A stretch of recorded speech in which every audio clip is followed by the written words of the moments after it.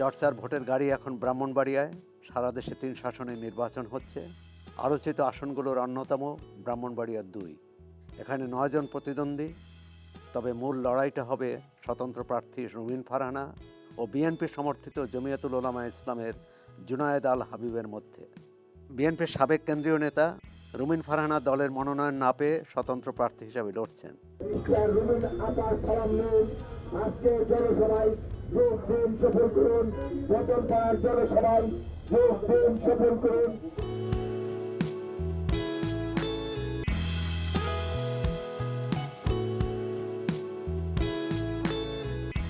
আমরা কথা বলছি ব্রাহ্মণবাড়িয়া 2 আসনের স্বতন্ত্র প্রার্থী সাবেক সংসদ সদস্য রুমিন ফারহানার সঙ্গে।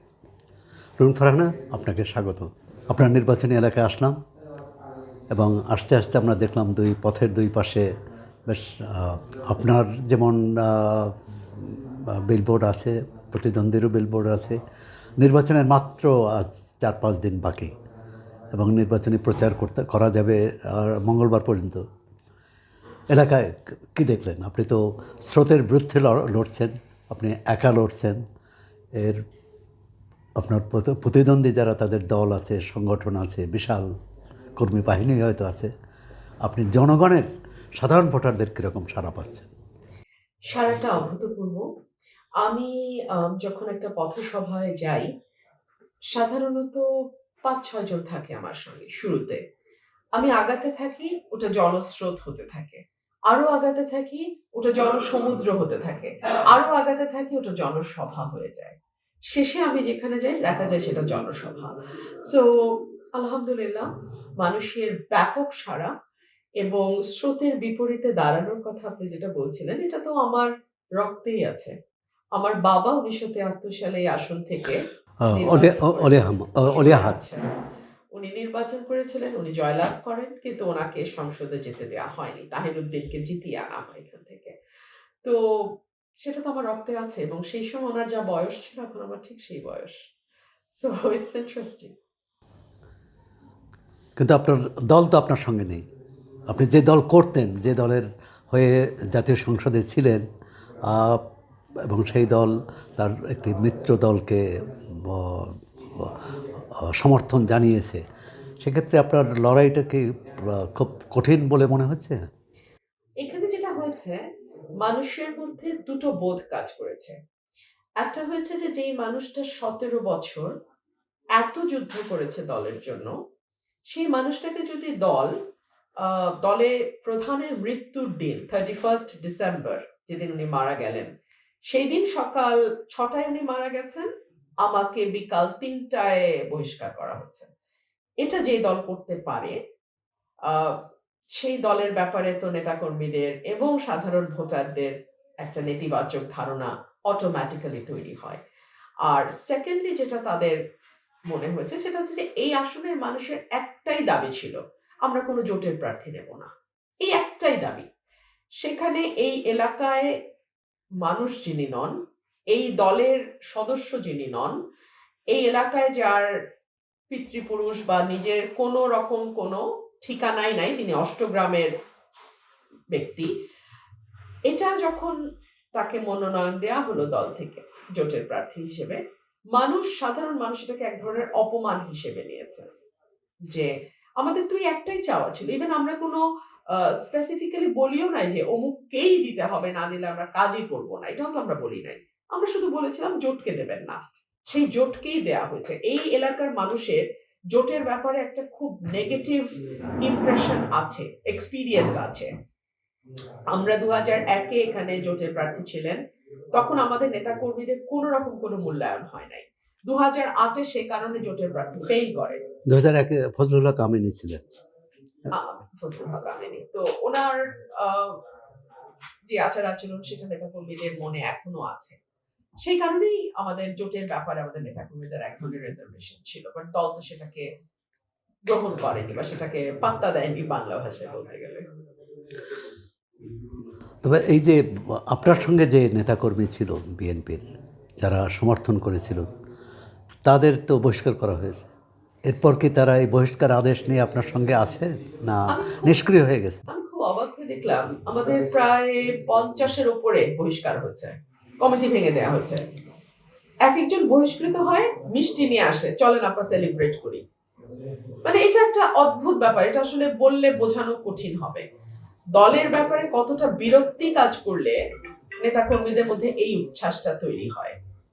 সো নেতাকর্মীরা একদম খুব স্পোর্টিংলি পুরো বিষয়টাকে নিয়েছে, এবং এটা এখন শুধু আমার নির্বাচন না, এটা সরাইলের সাধারণ ভোটার যারা, এটা এখন তাদের নির্বাচনে পরিণত হয়েছে। আপনার নির্বাচনী আসন নিয়ে একটা জটিলতা ছিল এবং সেই আসন আপনি লড়াই করে দুটি বিজয়পুর না বিজয়নগর বিজয়নগরের দুটি ইউনিয়ন নিয়েছেন, এবং যেখানে আপনার একচ্ছত্র সমর্থন আছে, তা অন্যান্য এলাকায় কীরকম? আমি তো বললাম, মানে আমি আসলে কোন ইউনিয়নকে এখন আলাদা করতে পারছি না। সব ইউনিয়নেই আমি দেখছি যে মানুষের একটা ভয়ানক স্বতঃস্ফূর্ত এবং উচ্ছ্বসিত সমর্থন সকল ইউনিয়নে। আমি আসলে কোন ইউনিয়নকে আলাদা করে বলতে পারব না। আপনাকে কেন মানুষ আপনাকে কেন ভোট দেবে এবং জোটের প্রার্থীকে কেন দেবে না? মানুষের যে সাইকোলজিটা আমি লক্ষ্য করছি সেটা হচ্ছে যে আপা 15 বছর শেখ হাসিনার সময়কার বিভিন্ন অনিয়ম, দুর্নীতি, দুঃশাসন, গণতন্ত্রহীনতা এগুলোর বিরুদ্ধে লড়াই করেছে। আবার গত 15 মাসে বা 18 মাসে 1.5 বছরে যা যা অন্যায় হয়েছে, যার সাথেই হোক, আওয়ামী লীগের সাথে হলে সেটাও, বা যার সাথেই হোক, সে অন্যায়ের বিরুদ্ধে আপা আওয়াজ তুলেছে। সো এলাকায় একটা কথা ছড়িয়ে গেছে চারপাশে যে আপা আসলে কোনো বিশেষ গোষ্ঠীর স্বার্থ বা বিশেষ গোষ্ঠীর পক্ষে অসত্য বয়ান কখনো দেয় না। আপা সবসময় সাহসিকতার সাথে সত্যের পক্ষে থাকে। এটা আমার পক্ষে কাজ করেছে। আমি 3.5 বছর এমপি ছিলাম, 2019-এর মে থেকে 2022-এর ডিসেম্বর পর্যন্ত 3.5 বছর। এর মধ্যে করোনা গেছে 1.5 বছর। সেইভাবে ধরলে আমি 2 বছর এমপি ছিলাম। মানে সক্রিয় কাজ করার সুযোগ পেয়েছে। 1.5 থেকে 2 বছর। এই 1.5 থেকে 2 বছর আমার খুবই সীমিত বরাদ্দ, নারী আসনের বরাদ্দ নির্বাচিত এমপির অনেক কম সংরক্ষিত আসনের। সেই সীমিত বরাদ্দে প্রতিটা পয়সা দিয়ে আমি আমার এলাকার কাজ করেছি। সো মানুষের ওইটা ধারণা আছে যে এই মহিলা সৎ, এই মহিলা কাজ করে, এই মহিলা আসলে উন্নয়ন হবে, এই মহিলা দাবি আদায় করে আনতে পারবে। সো এই সকল কিছু আমার পক্ষে কাজ করছে। বা এখানে যে আওয়ামী লীগের নীরব সমর্থক যে ভোটাররা আছে, সে ভোটাররা আপনাকেই ভোট দেবে বলে মনে করেন? আমার ভোটাররা দল মত নির্বিশেষে, আমার কোনো বিশেষ দলের ভোট ব্যাংক না, আমার কোনো বিশেষ গোষ্ঠীর ভোট ব্যাংক না, আমার কোনো বিশেষ ধর্ম বিশ্বাসের মানুষের ভোট ব্যাংক না, আমার ভোট ব্যাংকটা সবার। আপনি যদি এই নির্বাচন জনগণের ভোটে জয়ী হন তাহলে, এবং বিএনপি যদি ক্ষমতায় আসে, ওই দলের সাথে আপনার সম্পর্ক কী হবে? আগে আমি জয়ী হই, ওই দল ক্ষমতায় আসুক। দিল্লি হনুজ দূর আছে, বহু দূর। না, এ ব্যাপারে নিশ্চয়ই আপনি জয়ী হবেন, এ ব্যাপারে আপনার কোনো আত্মবিশ্বাসের কোনো ঘাটতি নেই। দেখুন, ভোট এমন একটা বিষয় যে এটার মধ্যে অনেকগুলো ফ্যাক্টর কাজ করে। জনপ্রিয়তার ব্যাপারে আমি শতভাগ নিশ্চিত, কিন্তু প্রশাসনের এখানে একটা রোল আছে। প্রশাসন ভীষণভাবে দলীয় করণ হয়েছে, এবং এখন প্রশাসন যেহেতু 15 বছর আওয়ামী লীগকে সার্ভিস দিয়েছে, তারা এখন উঠে পড়ে বিএনপির পক্ষে কাজ করার চেষ্টা করছে, কারণ তাদের বিশ্বাস বিএনপি ক্ষমতায় আসবে। সো মানে ক্যাথলিক মোর দ্যান পোপ হয়ে যাচ্ছে তারা। সো তাদের আচরণ কি হবে নির্বাচনের দিন, এটাও একটা ফ্যাক্টর। নির্বাচনী প্রচারের সময় এরকম কোনো তাদের একদেশদর্শী অথবা পক্ষপাতমূলক দৃষ্টির আচরণকে লক্ষ্য করেছেন? নিশ্চয়ই, নিশ্চয়ই। এবং সরাইলের উনি আমার সঙ্গে অত্যন্ত অসৌজন্যমূলক ব্যবহার করেছেন। আমি একজন সাবেক সংসদ সদস্য, আমি বাংলাদেশ সুপ্রিম কোর্টের অ্যাপেলেট ডিভিশনের এনরোলড অ্যাডভোকেট, এবং দীর্ঘ 25 বছরের প্র্যাকটিস আছে আমার, এই সকল কিছু, এবং আমি সাবেক এমপি। উনি যে আচরণ করেছেন এটা দুঃখজনক, এবং এটা কোনো প্রফেশনাল আচরণের মধ্যে পড়ে না। এবং পরে আমি খোঁজ নিয়ে জানলাম যে উনি আওয়ামী লীগের সময় ভুয়া মুক্তিযোদ্ধার কোটায় উনি চাকরি নিয়েছিলেন। সো ওনাদের যে ওভার এনথুজিয়াজম বিএনপির প্রতি এটা তো আমরা দেখছি, এবং এটার জন্য আমি নির্বাচন কমিশনে কমপ্লেন দিয়েছি। ওনার বিরুদ্ধে দুদকেও দুটো মামলা চলছে আমার ইয়নোর বিরুদ্ধে, সেগুলো সব জানিয়ে আমি ইসিতে চিঠি দিয়েছি। আপনাকে শোকজ করেছিলেন, তার জবাব দিয়েছেন? হ্যাঁ হ্যাঁ, এবং দেখুন তখন আমি একটা সংবাদ সম্মেলন করেছিলাম যে আমি ম্যাজিস্ট্রেটকে জিজ্ঞেস করেছি যে আমাকে এই পর্যন্ত 60,000 টাকা জরিমানা করা হয়েছে। আমি ডিসিকেও এই প্রশ্ন করেছি, আপনারা এই যে বড় বড় সমাবেশ করছিল ওই সময় প্রাক নির্বাচনী প্রচারণার সময় জোটের প্রার্থী, তাদের ব্যাপারে কি পদক্ষেপ নিয়েছেন? ওনারা চুপ, তার মানে ওনারা কোনো পদক্ষেপ নেন নাই। কিন্তু আমি কমপ্লেন দিয়েছি, কোনো সুরাহা হয় নাই। আমাকে 60,000 টাকা জরিমানা করা হয়েছে বিভিন্ন ধাপে ধাপে। আমাকে সশরীরে ডিসির ওখানে যেতে বলা হয়েছে। আমাকে নির্বাচনী এনকোয়ারি কমিটির কাছে আমার ব্যাপারে কমপ্লেইন দেওয়া হয়েছে। সো একটা ভেরি আনইভেন একটা প্লেইং গ্রাউন্ডে আমরা খেলছি, খুবই অসমতল একটা খেলার মাঠ। ওই ঘটনার পরে প্রশাসনের পক্ষ থেকে কোনো বাড়তি চাপ লক্ষ্য করছে?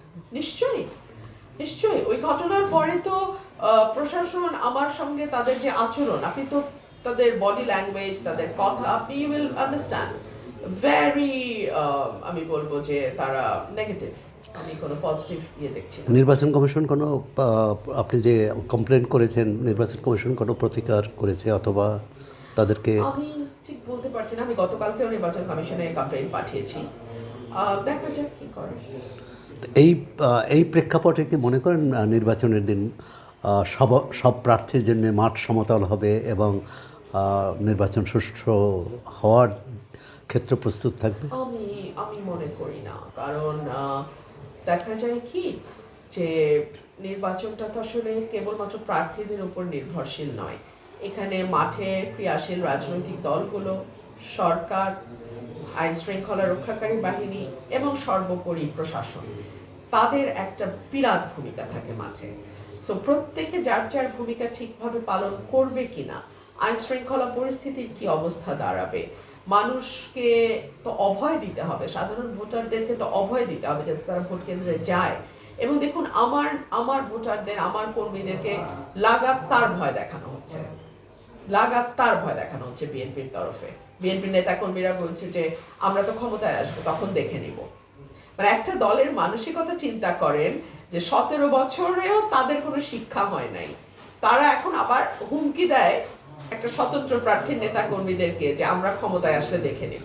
বিএনপি থেকে আরও একজন, বিএনপি দলের সঙ্গে যুক্ত আরও একজন প্রার্থী এখানে প্রতিদ্বন্দ্বিতা করছেন। হ্যাঁ, ওনাকে দাঁড় করানো হয়েছে আমার একটা ভোট ব্যাংক আছে সংখ্যালঘু সম্প্রদায়ের, সেই ভোট ব্যাংকটাকে নষ্ট করার জন্য। উনি নিজে জিতবেন এটা উনিও জানেন, বাট উনি আছেন জাস্ট আমার ওই ভোট ব্যাংকটা নষ্ট করতে। মানে উনি যে দলের প্রার্থী, মানে বিএনপি জোটের একজন প্রার্থী আছে, তারপর আবার আরেকজন প্রার্থী দাঁড় করানো, এটা তো ওই জোটের প্রার্থীর বিরুদ্ধেও যাবে না, ওনারা একসঙ্গে কাজ করছেন। আপনি খেয়াল করবেন ওনারা দুজনেই আমাকে আক্রমণ করে কথা বলে, কিন্তু নিজেদের মধ্যে কোনো তাদের কেউ কাউকে আক্রমণ করে কোনো কথা বলে। আচ্ছা, নির্বাচনী প্রচারে আপনি আক্রমণের শিকার হয়েছেন? ভীষণ বাজে অকথ্য ভাষায় আমাকে বাজে কথা বলা হয়েছে, আমাকে জেন্ডার নিয়ে আমাকে বাজে কথা বলা হয়েছে, নর্তকী ডাকা হয়েছে, টিস্যু পেপার বলা হয়েছে যে দল আমাকে ইউজ করে টিস্যু পেপারের মতো ফেলে দিয়েছে, দলের পদধারী নেতারা, এবং বুক ফুলিয়ে ওরা যা তা বলে বেড়াচ্ছে। এগুলো তো মানহানিকর, মানে মানবাধিকার, এটা তো মানবাধিকার লঙ্ঘন। আপনি আইনের আশ্রয় নেবেন কিনা বা নিচ্ছেন কিনা? বলেন সৌরভ ভাই, আমি কি নির্বাচন করবো না আদালতে দৌড়াবো? আমি কোনটা করবো? আমাকে তো নির্বাচনটা করতে হবে। যে কোনো প্রার্থীর ক্ষেত্রে আমরা দেখি যে দলীয় প্রার্থী হয় বা জোটের প্রার্থী হলে জোট তাকে সমর্থন করে, দল সমর্থন করে, আর্থিকভাবে তার সহায়তা করে। আপনি তো একা দাঁড়াচ্ছেন, কীভাবে নির্বাচনী ব্যয় আপনি নির্বাহ করছেন? আমাকে প্রচুর সহযোগিতা করছেন, অনেক কেন্দ্রের খরচ বা অনেক ওয়ার্ডের খরচ তারা নিজেরা বেয়ার করছে। অনেকে এসে আমার হাতে টাকা দিয়ে যাচ্ছে যে আপনারা যারা বেয়ার করবে না তাদেরকে টাকাগুলো দিয়েন, প্লাস আমার প্র্যাকটিসের তো জমানো টাকা ছিল সেগুলোও কাজ করছে। সো এটা একটা কম্বাইন্ড এফোর্ট, সবাই মিলে আমরা চালাচ্ছি। এখন একটা জাতীয় রাজনীতিতে আসি। জাতীয় রাজনীতিতে এবার আপনি দেখেন নারীর অধিকারের বিষয়টি একটি প্রধান বিতর্কের এটা নিয়ে একটা বিতর্ক তৈরি করা হয়েছে। যেমন জামাতে ইসলামী, যে বিএনপি জোটের যে প্রতিদ্বন্দ্বী জোট জোট জামাতে ইসলাম আমির বলেছেন যে নারী দল প্রধান হতে পারেন না, নারী রাষ্ট্রপ্রধান হতে পারেন না। এমনকি ওই দল থেকে কোনো নারীকে প্রার্থীও করা হয়নি। এই বিষয়টি একজন নারীর অধিকার কর্মী হিসাবে, একজন আইনজীবী হিসাবে, এবং আমাদের রাষ্ট্র যেখানে সমান অধিকার নিশ্চিত করেছে সেখানে এই বক্তব্যকে কীভাবে দেখছেন? দেখুন, জামায়াতে ইসলামী তারা কিন্তু এই কথাগুলো আজকে প্রথম বলছে তা না। এটা তাদের নিজস্ব প্রিন্সিপাল, এই আদর্শের উপর ভিত্তি করেই কিন্তু তারা রাজনীতি করছেন। এবং যেই নারী সদস্যরা ওই দলের প্রার্থী মানে সদস্য হচ্ছে, ওনারাও কিন্তু এটা জেনেই ওই দলটার জন্য কাজ করছেন। অনেকে বলছেন যে ঘরে ঘরে জামাতের নারী কর্মীরা যাচ্ছেন, মোটিভেট করছেন, ভোট দিতে বলছেন দাঁড়িপাল্লায়। তো এটা ওনাদের যারা নারী কর্মী আছে তারা কিন্তু জেনে শুনে ওই দলটাতে গেছেন, কাজ করছেন, এবং তারা নিজেরাও জানেন তারা আমির হবেন না। এবং আমি জামাতের কয়েকজন নেতার সঙ্গে আমার কাজের সুবাদে বিভিন্ন কনফারেন্সে দেখা হয়েছে, আলাপ হয়েছে। ওনারা আমি জিজ্ঞেস করেছিলাম ওনাদের নারী প্রার্থীর ব্যাপারে। ওনারা বলেছেন যে ওনারা নাকি ওনাদের যে নারী সদস্যরা আছেন তাদেরকে বলেছিলেন যে আপনারা কি কেউ এবার প্রার্থী হতে চান কিনা। ওনারাই নাকি বলেছেন যে না, এইবার আমরা চাই না, ভবিষ্যতে আমরা দেখব, এইবার আমরা নিজেরাই চাচ্ছি না। তো জামাতের এটা হচ্ছে স্ট্যান্ড, এবং এটার মধ্যে কোনো লুকোচুরি নাই। কিন্তু বিএনপি, যেখানে তারা নারী অধিকার বলতে বলতে মুখে ফেনা তুলে ফেলছে, তারা নমিনেশন দিচ্ছে মাত্র 3%, এবং যে দলের নেতৃত্বে নারী ছিলেন কিছুদিন আগ পর্যন্ত, হ্যাঁ, মৃত্যুর আগ পর্যন্ত, সেখানে তারা 3% নমিনেশন দিচ্ছে। On the top of that, ওই 3%-এর প্রত্যেকে পুরুষ কোটায় নমিনেশন পেয়েছে। তাদের কারো বাবা এমপি ছিলেন, মারা গেছেন, কারো বেশিরভাগেরই বাবা এমপি ছিলেন, মারা গেছেন, বা কারো ওয়াইফ গুম হয়েছেন, হাজবেন্ড গুম হয়েছেন, ওয়াইফ পেয়েছেন নমিনেশন, কারো ভাই গুম হয়েছে, বোন পেয়েছে নমিনেশন। তো পারিবারিক কোটা। তো আমি তো বিএনপিতে গিয়েছিলাম সমান অধিকারের আশা নিয়ে, আমার মতো আরো হাজারটা নারী বিএনপিতে যুক্ত হয়েছে সম অধিকারের আশা নিয়ে। আমরা তো তাহলে অন্য দলেই যেতে পারতাম। অন্তত জামাত তো এই লুকোচুরিটা করে নাই, তারা ক্লিয়ারলি বলেছে আমরা দেব না। তো যেই মেয়ে যাবে তারা জেনেই যাবে। বিএনপিটা তো দ্বিচারিতা, আপনি দ্বিচারিতাটা বিএনপি তো বলছে যে যেহেতু সংরক্ষিত আসনের একটা ব্যবস্থা আছে, সেখানে নারীদের জায়গা করে দেওয়া হবে। আমি আপনাকে একটা কথা বলি, জামাতও তো তাহলে একই কথা বলছে। সংরক্ষিত আসনে তো জামাতের সদস্য গেছে, অতীতেও গেছে, ভবিষ্যতেও যাবে। তাহলে আর বিএনপি আর জামাতের মধ্যে নারী ক্ষেত্রে ডিফারেন্সটা কোথায়? এক। দুই হলো, সংরক্ষিত আসনের কাজটা কি? যাতে সে পরবর্তী নির্বাচনে প্রিপেয়ার্ড হতে পারে ফিল্ডে নেমে কাজ করতে। আমি নারী আসনে ছিলাম, আমি সময়টাকে কাজে লাগিয়েছি, আমি ভোটারদের ঘরে ঘরে গেছি। আজকে দেখেন, আপনি নিজেই বলছেন আমার গণজোয়ার। এখানে আপনি আপনার ব্যক্তিগত অভিজ্ঞতার কথা বললেন। আরও বেশ কয়েকজন নারী সংসদ সদস্য যারা অতীতে সংরক্ষিত কোটায় ছিলেন, তারাও আশা করেছিলেন যে এবারে মনোনয়ন পাবে না, কিন্তু মনোনয়ন পাননি। হ্যাঁ, দুঃখ। মানে এখানেই তো বিএনপির দ্বিচারিতা, এখানেই তো বিএনপির মুনাফেকি। জামাত তো কোনো মুনাফেকি করছে না। জামাত বলেছে এই জন্য তো আমরা জামাতে যাব না, কারণ আমরা টপে যেতে চাই। এটা গেল এক। দুই হলো, জামাতে তো নারীরা আমির হতে পারবে না, কিন্তু যে কোনো পুরুষ যে শিবির করে সে একদিন না একদিন গিয়ে জামাতের আমির হতে পারবে। বিএনপিতে আপনি বলেন তো, জিয়া পরিবারের বাইরে কেউ বিএনপি চেয়ারপারসন হতে পারবে? এই কথা বলাও তো ব্লাসফেমি বিএনপিতে। না, নিজের যোগ্যতা দিয়ে হবে। বিএনপি তো গণতান্ত্রিক দল। আমি মনে করি বিএনপির গঠনতন্ত্র কি বলে? গঠনতন্ত্র যাই বলুক, হতে তো কেউ পারবে না প্র্যাকটিক্যালি, নারীও পারবে না, পুরুষও পারবে না। কিন্তু এই যে পারবে না, এই কথাগুলো তো আগে আপনারা বলেছেন কি? আগে আমি তো গত 1.5 বছর, দেখুন, এর আগের যুদ্ধটা ছিল এক্সিস্টেন্সিয়াল ক্রাইসিস, আমার অস্তিত্বের লড়াই। তখন বিএনপির প্রধান হতে পারবে কি পারবে না এইরকম মানে একটা ইন্টেলেকচুয়াল আলাপের অবস্থাই তৈরি হয় নাই। কিন্তু গত 1.5 বছর তো I was very vocal against all the irregularities, যেই কারণে হয়তো আমাকে নমিনেশনই দেওয়া হয় নাই। কিন্তু আজকে যখন এই প্রসঙ্গগুলো আসছে যে নারী কেন জামাতের আমির হতে পারবে না, তো তাহলে তো আমার প্রশ্ন যে বিএনপিতে কি কেউ জিয়া পরিবারের বাইরে গিয়ে চেয়ারম্যান চেয়ারপারসন হতে পারবে? এই প্রশ্ন তো অবধারিতভাবে চলে আসে। বিএনপির আপনি তো বহিষ্কার হওয়ার আগ পর্যন্ত বিএনপির কেন্দ্রীয় কমিটিতে ছিলেন, আন্তর্জাতিক বিষয়ক সহ সম্পাদক ছিলেন এবং অনেক গুরুত্বপূর্ণ দায়িত্ব পালন করেছেন। আপনি যদি নির্বাচিত হলেন, এরপর বিএনপির সাথে আপনার কী সম্পর্ক হবে? দল যদি আবার আপনাকে নিতে চায়, আপনি কি? আমার কোনো দলের সাথে বিশেষ সম্পর্ক হবে না, কোনো দলের সাথে আমার বৈরিতাও থাকবে না। আমি সাধারণ মানুষের পক্ষে কথা বলবো, যেটা ন্যায্য সেটা বলবো, যেটা সত্য সেটা বলবো, এবং আমার এলাকায় আমার অনেক কাজ করতে হবে সোহরাব ভাই, বিকজ আমার এই এলাকাটা এত অবহেলিত। আমার এই এলাকায় হিউজ কাজ করতে হবে। গত 55 বছর এলাকায় কোনো কাজ হয়নি। আপনি আমার প্রত্যন্ত এলাকা আছে, আমাদের ওরাইলে আছে, রাজাপুর, রানীদিয়া, কাকরিয়া, ধামাউড়া, ধোবাজাইল, এই এলাকাগুলোতে মোটর সাইকেল ছাড়া কিছু চলে না। আপনি ভাবতে পারবেন না, ওটা কোনো রাস্তা নাই, ধুলা, শুধু ধুলা ধুলা ধুলা, বর্ষাকালে কাদা কাদা কাদা। সেখানে আমার রাস্তা তৈরি করার বিরাট প্রকল্প হাতে নিতে হবে। এদিক দিয়ে পাকশিমুলে, জয়দরকান্দি, তেলিকান্দি, আপনার পরমান্দপুর, ফতেপুর, বড়ইছড়া, এগুলোতে কোনো রাস্তা নাই। মানে আমরা যে কতটুকু অবহেলিত ভাটি এলাকা, আমি তো এগুলো প্রতিটা গ্রামে গ্রামে গ্রামে গ্রামে ঘুরেছি। আপনি একজন নেত্রী, একই সঙ্গে নারীও। নারী হিসাবে, নারী প্রার্থী হিসাবে কোনো রকম বাড়তি সমস্যার মোকাবেলা করছেন? ওই যে বিএনপি লোকজন নোংরা ভাষায় কথা বলছে আমার ব্যাপারে, এই নোংরামি একসময় আওয়ামী লীগ করতে, এখন বিএনপি করছে। মানে এটা তো রুচি সংস্কৃতির বিষয়, মানে এটা এর বাইরে আর কি বাধা? আমি কোনো বাধাকে বাধা মনে করলে তো বাধা হবে। জাতীয় রাজনীতি, নির্বাচন পরবর্তী রাজনীতিকে কিভাবে দেখছেন? মানে একটা সুস্থ ধারা ফিরে আসবে, গণতান্ত্রিক কাঠামো তৈরি হবে, জুলাই সনদ বাস্তবায়ন হবে, বা যে আকাঙ্ক্ষা 24শে জুলাইয়ের শহীদরা দেখেছিলেন, স্বপ্ন দেখেছিলেন, সেটাই বাস্তবায়ন হবে বলে মনে করেন? আমি মনে করি না। তবে 12ই ফেব্রুয়ারিতে অনেক কিছু নির্ধারণ হয়ে যাবে। আমাদের এখানে কিন্তু ভোটের কোনো স্ট্যাটিস্টিক্স নাই, 15 বছর কোনো ইলেকশন হয় নাই।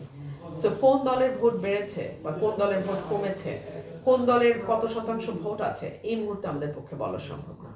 সুতরাং 12ই ফেব্রুয়ারি অনেকের জন্য একটা চমক হতে পারে, 1। 2 হলো, যদি কোনো দল সিঙ্গল মেজরিটি না পায়, একটা কোয়ালিশন গভর্নমেন্টের দিকে বাংলাদেশ যেতে পারে, একটা ঝুলন্ত পার্লামেন্ট তৈরি হতে পারে। 3 হলো, জুলাইয়ের যে আকাঙ্ক্ষা, সেটা বাস্তবায়নের শুরুটা হওয়া উচিত ছিল 24 সালের অগস্ট মাস থেকে। আমাদের জাতিকে ভয়াবহভাবে বিভাজিত করা হয়েছিল, এই জাতিকে ঐক্যবদ্ধ করার দায়িত্ব এই অন্তর্বর্তীকালীন সরকারের ছিল। সেখানে আমরা একটা বিরাট ঘাটতি বা গ্যাপ দেখতে পাই।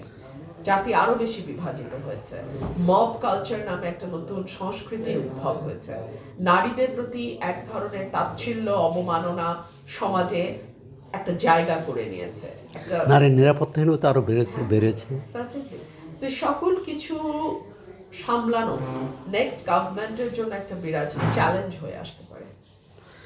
অন্তর্বর্তী সরকারের 17 মাসকে কিভাবে মূল্যায়ন করবেন? অনেক স্বপ্ন ছিল, অনেক আশা ছিল, বিভিন্ন জায়গায় স্বপ্ন ভঙ্গ হয়েছে, আশা ভঙ্গ হয়েছে। হয়তো তারা চেষ্টা করেছে, কিন্তু যেহেতু তারা পলিটিক্যাল পার্সন না, একটা দেশ চালানো কিন্তু একটা পলিটিক্যাল পার্সন, একটা পলিটিক্যাল মাইন্ডের দরকার হয়। আপনাকে দিলে বা আমার একজন ডাক্তার বন্ধুকে দিলে ওনারা এটা পারবেন না, এটা হয় না। এর অর্থ হচ্ছে যারা দায়িত্ব নিয়েছিলেন তারা পারেননি, অনেক ক্ষেত্রেই ব্যর্থ হয়েছে, মিজারেবলি ফেল করেছে। আপনি বলছিলেন যে আপনার এলাকায় এই নির্বাচনী আসনে আপনার পক্ষে একটা গণজোয়ার লক্ষ্য করছেন। সারা দেশে বলা হয় বিএনপির পক্ষে এরকম গণজোয়ার যে সৃষ্টি হয়েছে, আপনি কিভাবে দেখছেন? যেহেতু কিছুদিন আগেও ওই দলের সঙ্গে সক্রিয় ছিলেন। তো খুবই ভালো, কোনো অসুবিধা নাই, যার পক্ষে তৈরি হোক। ভোটটা যদি যেন সুষ্ঠু হয়, আমার চাওয়া এইটুকুই, ভোটটা যেন অবাধ, সুষ্ঠু, নিরপেক্ষ হয়, প্রশাসন পুলিশ যেন নিরপেক্ষ ভূমিকা পালন করে, ভোটাররা যেন নির্ভয় ভোট কেন্দ্রে যায়, ভোটার টার্ন আউট যেন ভালো হয় এবং ফলাফল ঘোষণায় যেন কোনো ইঞ্জিনিয়ারিং না হয়, এইটুকুই আমার চাওয়া। এরপরে যেই দল ক্ষমতায় যাবে। রুমিন ফারহানা, আপনাকে ধন্যবাদ চর্চাকে সময় দেওয়ার জন্য।